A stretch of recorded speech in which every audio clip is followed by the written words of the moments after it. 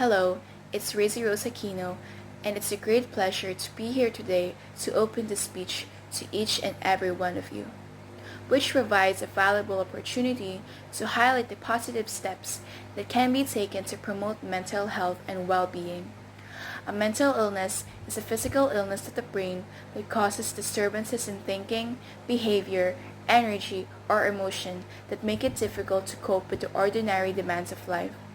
Therapy is a very touchy subject for many people, and admitting having a mental health issue is a great feat for so many people.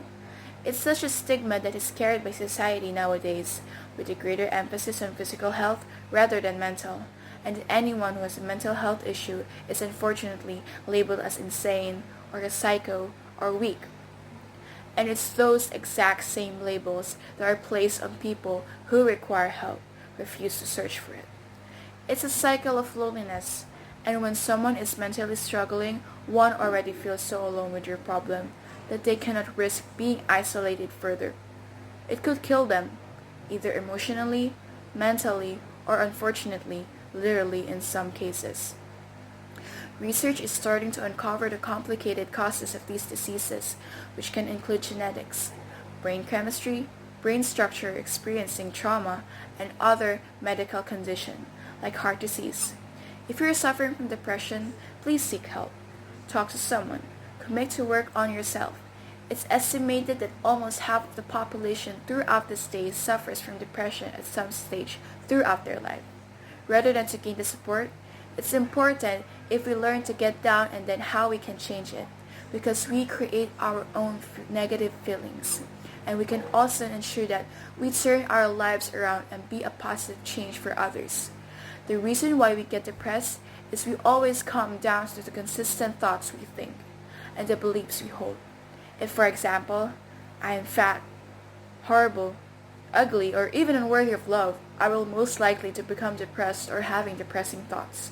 If my process is, I must be on a relationship and earn a lot of money to be happy, I might get depression if I don't achieve those goals.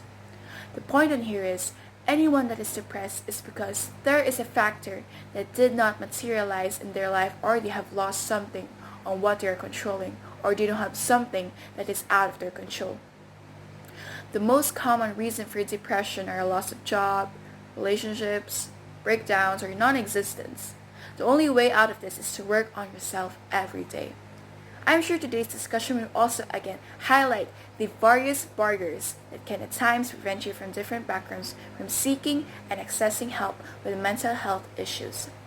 Discussions like this are important in building understanding of the fact that mental health issues affect people from all walks of life, men and women of all ethnicities, and from also socio-economic backgrounds. Promoting mental health and well-being requires an understanding of cultural diversity, including respect for difference and willingness to learn and acceptance of different ways of viewing the world.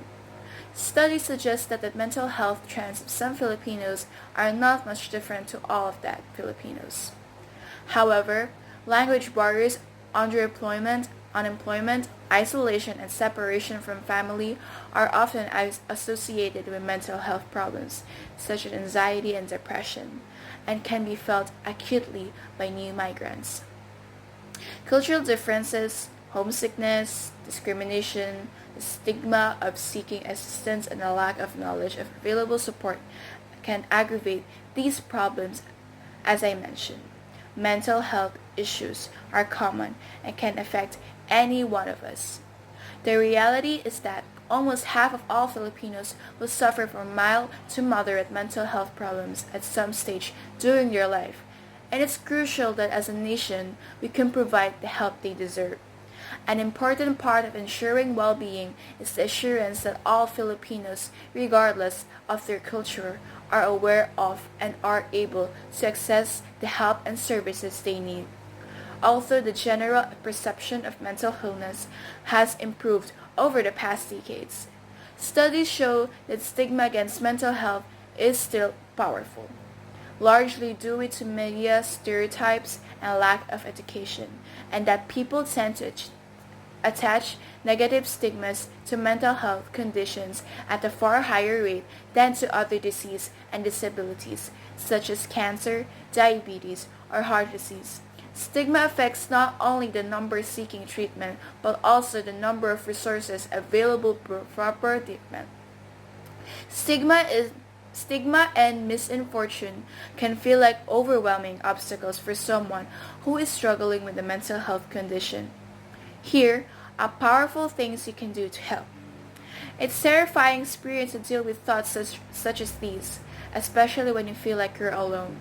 There's just too many thoughts to deal with, not enough time to process any of them, and when you do, it hits you like a freight train.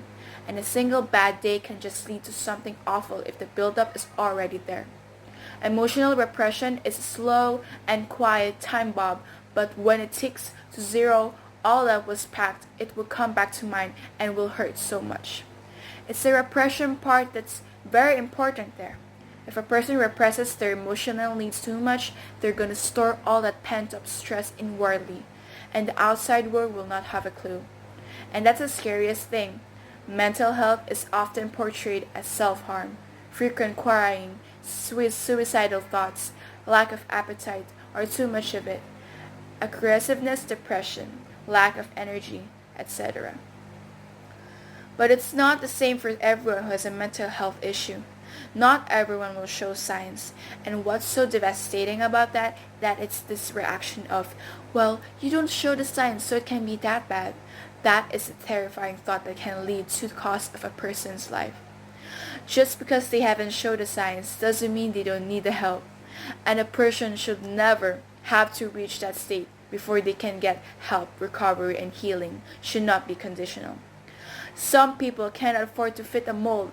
Showing individuals respect and acceptance removes a significant barrier to successfully coping with their illness.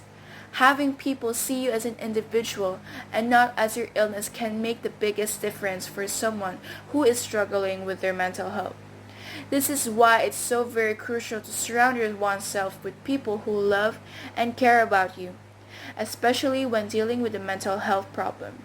It's not just a matter of receiving love, but it's having the person know that they aren't alone, and that wanting to seek help or talk to someone won't push the people they love away.